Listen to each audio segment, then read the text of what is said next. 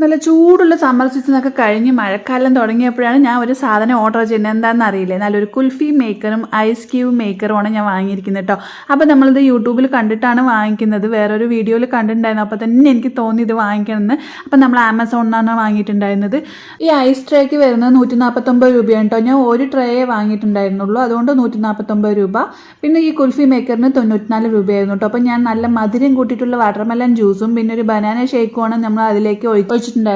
സംഭവം കുൽഫി മേക്കർ എന്നാ പേരുന്നെങ്കിലും നമ്മൾ ഐസ്ക്രീമാണ് കേട്ടോ ഗൈസ് ഉണ്ടാക്കുന്നത്. അങ്ങനെ 7 മണിക്കൂറിൻ്റെ കാത്തിരിപ്പിന് ശേഷം നമ്മൾ ഐസ് ട്രേ ഓപ്പൺ ചെയ്യണേ. നല്ല മണി പോലുള്ള ഐസ് ക്യൂബ്സ് കിട്ടാൻ വേണ്ടിയിട്ടാണ് ഞാൻ ഈ ട്രേ ഓർഡർ ചെയ്തിട്ടുണ്ടായിരുന്നത്. ഒരു വീഡിയോയിൽ കണ്ടിട്ടുണ്ടായിരുന്നു. നല്ല എന്താ പറയുക, ബോൾസ് പോലുള്ള ഐസ് ക്യൂബ്സ് ജ്യൂസൊക്കെ ഉണ്ടാക്കുമ്പോൾ നല്ല സൂപ്പർ ആയിരിക്കും.